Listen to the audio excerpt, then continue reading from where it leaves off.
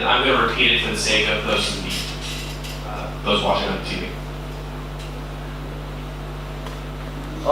Okay, so the whole concept of DAO, it has this really idealistic picture of what it's trying to do for everyone. I think everyone in this room, we agree that it might be a lifetime journey or a lifetime challenge, and we're willing to do that. And I don't like, you guys are big thinkers, and I don't like to make you look from a myopic point of view, but if I would dial it down and we talked about the successes that you see for the DAO, what would be the one thing that you would need to see for it to be a success for you right now? I mean, moving forward, it's just one thing that you wake up and you have to bounce in your step and you're like, I've done it. Is that a question directed towards any individual person? Well, more towards Digix, because this is the new DAO we're talking about, but also for Kyber. So let me just repeat the question. If there's one thing you want the DAO to achieve, essentially, what would that be? One thing. On a fundamental level, you know? Sure, yeah. So from a purely objective level, I think it would be the transactions of our platform being high enough to basically justify the price of the DGD tokens, right? So right now the DGD tokens are overpriced because there's no utility to it yet, but then once the transaction volume of DGX goes up, then the price of DGDs will be justified because of the transactions that are happening on the system.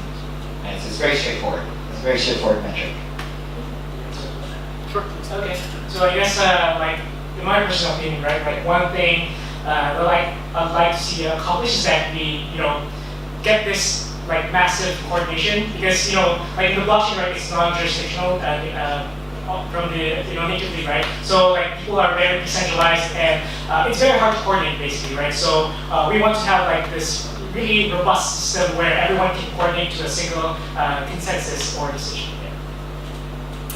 Yeah, very good with Anton. I think having like open communication channels is very important, especially when a DAO, like major DAO, is actually distributed like everywhere. Like because we have like 100 people and they're like really decentralized, distributed everywhere over the world. And I find it hard, for me to actually get like information from top down. So and like I think we were just talking about that, DAO cannot be social engineered. And I think there's this human element that comes into play, but like how do we actually build that? Because you've seen like Ethereum, fork into Ethereum Classic, and then and there will be a lot more that now that actually the hard fork into like some other projects. And so how do we? I think it's all about like like dealing with humans. That human interaction is very important. Yeah, I mean, it boils down to like human interactions, no matter where you live, where you work, and then Human interactions on smart contracts. So okay, we have time for one more question. One more question. All right, Gustavo. Great. You guys talk about mass adoption within 5 years. What would you say, if you can, what do you think would be the tipping point? What is the tipping point towards mass adoption? Let's say, what's the trigger to actual mass adoption? So I think I answered a little part of that earlier. So it's basically people using the DAO, right, and seeing somebody, a DAO like either one of us or another DAO becoming really successful, right, that other people are also doing. What will make that successful? What will make that successful? Yeah, so I think for us, it's like, the real good idea, right? So that one killer idea, the Google investment, right? That one thing that shows how this whole thing works, and it gets the attention, and then people start copying that, right? Yeah.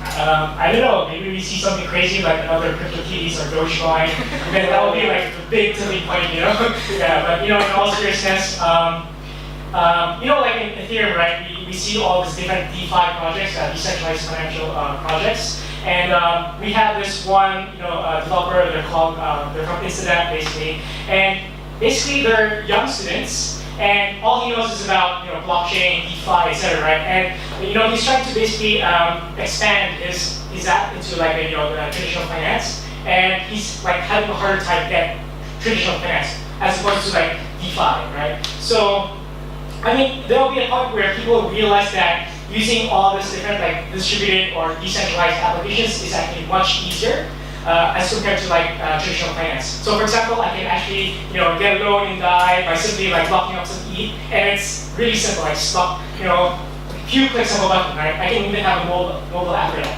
I can actually even buy gold right now, right? Like sometimes you like digital gold, and I can actually redeem this. So like in my perspective, it's mainstream for me now because I find it much easier than compared to what is already established out there. And when once other people realize this, then that's gonna be the stage. Yeah, I mean, I think a lot of users, in the blockchain space is that they are in they are users from the ecosystem, or they're like developers in the ecosystem. But so to like the main tipping point would be to go outside the ecosystem. So like leveraging on financial institutions, big institutions, user base to democratize all this access to finance. See, the thing is, as much as you want to actually create a financial inclusion to the underserved and the unbanked, right? But you still need to write on the infrastructure. Like let's just admit that the current payment infrastructure today is not even. It can't even support, this many people, say, for example, sending money across the border. So